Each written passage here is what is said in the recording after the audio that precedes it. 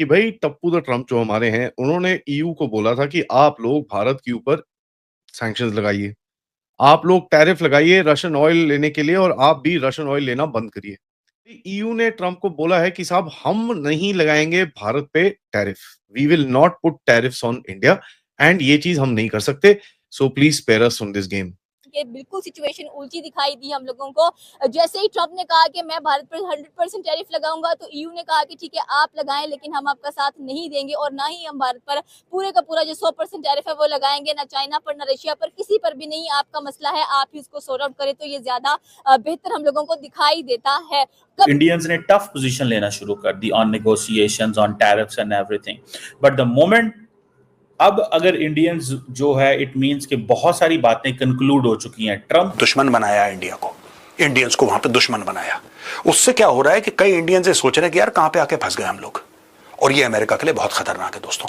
ये हर एक लिहाज से, चाहे टैरिफ हो, चाहे ये पूरा माहौल बनाओ, ये लोग वार्न करने की कोशिश कर रहे हैं कि don't say that, don't do that. आप टैरिफ्स को रोल बैक करिए और कम्युनिटी इंटरैक्शन बढ़ाइए। आप don't make an enemy out of India, क्योंकि फिर आप सब लोगों से थोड़ा ना लड़ लोगे यार।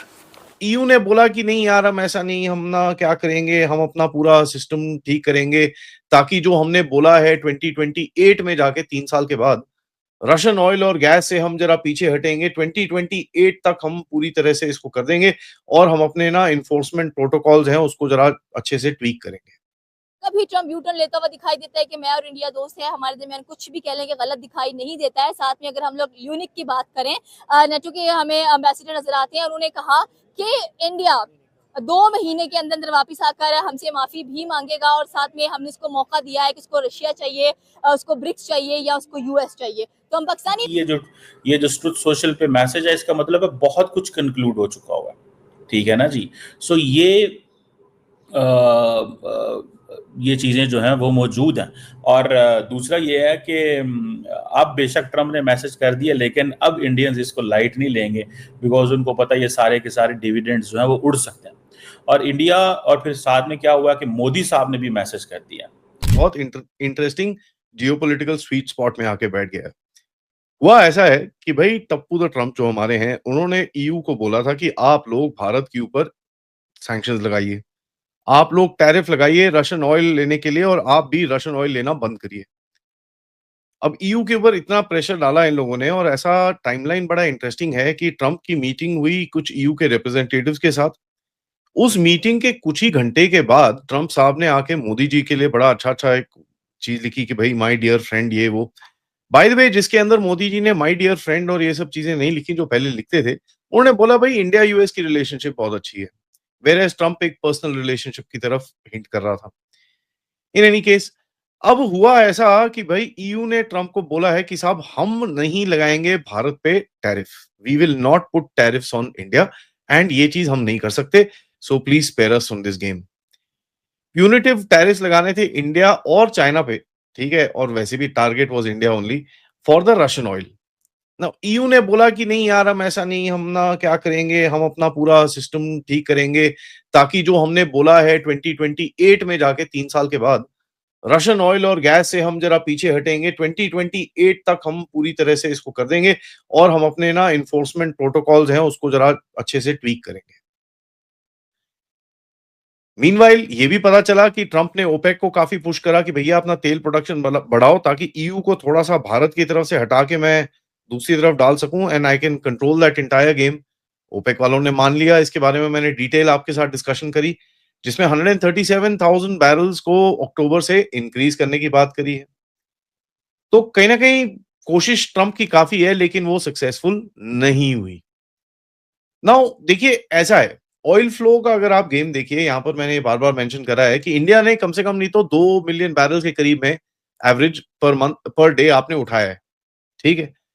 उसके बाद आपने वही चीज़ डीजल में, जेट इंजन फ्यूल में, पेट्रोल में आपने मार्केट रेट्स के ऊपर बेचा है यूरोप को और यूक्रेन को भी बाय द वे। यूक्रेन की लोकल कैपेसिटी के ऊपर जब अटैक्स हुए, तो यूक्रेन के पास कोई ऑप्शन बचा नहीं था। यूरोप का जो अभी इस टाइम पे कंजम्पशन है एक्चुअली बढ़ा है। It's not come down as what everybody was saying but it has actually gone up. और यूक्रेन का कंजम्पशन अगर आप देखें तो कई लोग तो बोलते हैं 15.1 15.2% के करीब में था। अब वो उठ के जाके 17% पे जाने वाला है। नेट और नेट अगर इसको आप देखें, जो ईयू का जो ईयू G7 जो भी बोल लीजिए, इन लोगों ने जो प्राइस कैप लगाया था रशियन ऑयल के ऊपर, उसमें हुआ क्या? रशियन ऑयल की प्राइस कैप मतलब उसमें प्राइसिंग पे कैप लगा, लेकिन क्वांटिटी कम नहीं हुई, quantity got more and India के थ्रू डायरेक्ट होके काफी सारा जा चुका है। आपको ये जान के बड़ी हैरानी होगी, जो यूक्रेन पे तेल जाता है वो डैन्यूब टर्की की जो पाइपलाइन है, जो रूट है, वहां से जाता है यूक्रेन की तरफ। So Turkey is helping Bharat to sell Russian oil into Ukraine. That's a mouthful in itself, but in any case now देखिए ईयू ने मेन रीजंस क्या है। एक तो देखिए यार, they don't want to get into a tariff war with India, they just don't want to do it. Tariff sanctions और जो इनके यूरोपियन यूनियन की ब्यूरोक्रेसी है, उसमें होता क्या है कि ये टैरिफ्स नहीं लगा सकते किसी के ऊपर, क्योंकि इसके अंदर WTO की पूरी इन्वेस्टिगेशंस होनी चाहिए, वो पूरा पेपर वर्क खत्म करने के बाद ये लगा सकते हैं। And they are also worried कि अगर इंडिया ने रिटेलिएट कर दिया तो क्या होगा, गड़बड़ हो जाएगी फिर तो। दूसरा, आपके साथ एक ट्रेड डील नेगोशिएट कर रहे हैं which they need, and you can imagine see the push that they are giving कि भाई ट्रेड डील नहीं ये तो फटाफट करनी है हमको। ट्रम्प की एक और बड़ी बेवकूफ़ी हम लोगों को दिखाई देती है। पहले कह लें कि 25% टैरिफ लगाया, फिर और 25% ऐड करके 50% टैरिफ कर दिया, फिर 50 से 100% टैरिफ की बातें करते हुए दिखाई देते हैं। और स्पेशली अगर देखा जाए तो साथ में ईयू ने इनका बड़ा अच्छे तरीके से साथ दिया था। कि यूरोपियन यूनियन की बात की जाए तो पहले जो नायरा रिफाइनरी थी इंडिया की, उसके सैंक्शन लगा दी कि हम इसका जो ऑयल है वो अपने मुल्क में बिल्कुल भी बर्दाश्त नहीं करेंगे, और अगर ये आएगा तो हम इस पर इतने भारी भरकम सैंक्शंस लगाएंगे कि इंडिया भी हैरान रह जाएगा। लेकिन अब की बार कह लें कि बिल्कुल सिचुएशन उल्टी दिखाई दी हम लोगों को। जैसे ही ट्रम्प ने कहा कि मैं भारत पर 100% टैरिफ लगाऊंगा, तो ईयू ने कहा कि ठीक है आप लगाएं, लेकिन हम आपका साथ नहीं देंगे, और ना ही हम भारत पर पूरे का पूरा जो 100% टैरिफ है वो लगाएंगे, ना चाइना पर, ना रशिया पर, किसी पर भी नहीं। आपका मसला है, आप ही उसको सॉर्ट आउट करें, तो ये ज्यादा बेहतर हम लोगों को दिखाई देता है।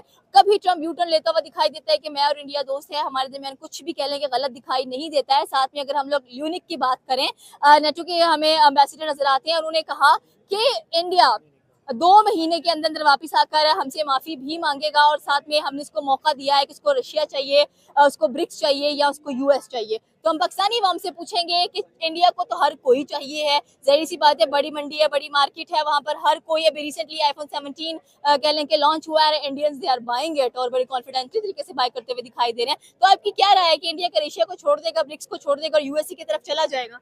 नहीं, आपने जिस तरह बात की है ना, ये जो टैरिफ इम्पोजिशन की आप ये कह लें कि प्ले गेम चल रही थी ना, एक पिछले तकरीबन जब से ट्रम्प आया है तब से ये चल रहा था सारा सेटअप। पहले तो ट्रम्प ने जिस तरह आप कंपेन की, इलेक्शन की नरेंद्र मोदी की, फिर नरेंद्र मोदी ने अमेरिका की कंपेन की। इनके दरमियान दरारें तब शुरू हुई जब पाकिस्तान और इंडिया के दरमियान जब झड़प शुरू हुई, और उसके बाद वो सारी स्टोरी जो है वो पब्लिक के सामने।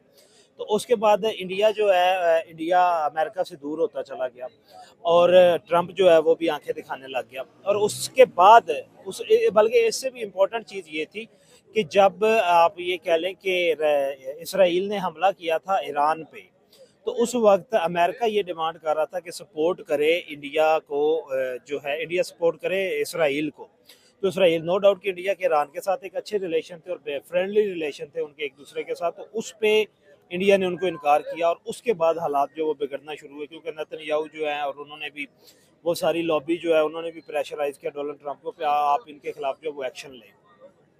अब वो एक्शन उसने कैसे लेने थे, अब उसने थ्रेट करना तो शुरू कर दिया कि हम पहले जो है वो 7% टैरिफ शुरू हुआ 10 पे, फिर 15 पे गया, फिर 25 पे, ये फिर पोस्टपोन्ड होते चले गया, फिर 50 पे गया, 75 पे गया, अब अल्टीमेटली और फाइनली सितंबर आ चुका है, लेकिन अनाउंसमेंट ही टैरिफ की हो रही है। अभी इम्पोजिशन जो है वो अभी इर्तकाई मराहिल में चल रही है, और मुझे लगता नहीं है कि अमेरिका जैसी सुपर पावर और एशिया में एशिया के उनके 2 कंट्री जिनके साथ उनके ज़्यादा बेस्ट रिलेशन होते हैं, पाकिस्तान। जी ऐसी ही बात है। जो ट्रम्प आजकल अपने वो ताकत के नशे में चूर हो चुका है, और वो किसी भी स्टेट को एक पावरफुल स्टेट के तौर पे नहीं देख सकता। अगर चाइना को देखे, वो उसको दबाने की कोशिश करता है। आजकल ये जो रशिया से जो ट्रेडिंग कर रहा है, वो कह रहा है कि इनके ऊपर आप टैरिफ लगाएं या इनसे आप ट्रेडिंग ना करें, और वो अगर बाज नहीं आते तो फिर वो अपने साथ जो उनकी ट्रेडिंग हो रही है उसके ऊपर टैरिफ लगाता है। जैसे इंडिया पे वो टैरिफ लगा रहा है, वो इंडिया को फोर्स कर रहा है कि आप रशिया से ट्रेडिंग बंद कर दें,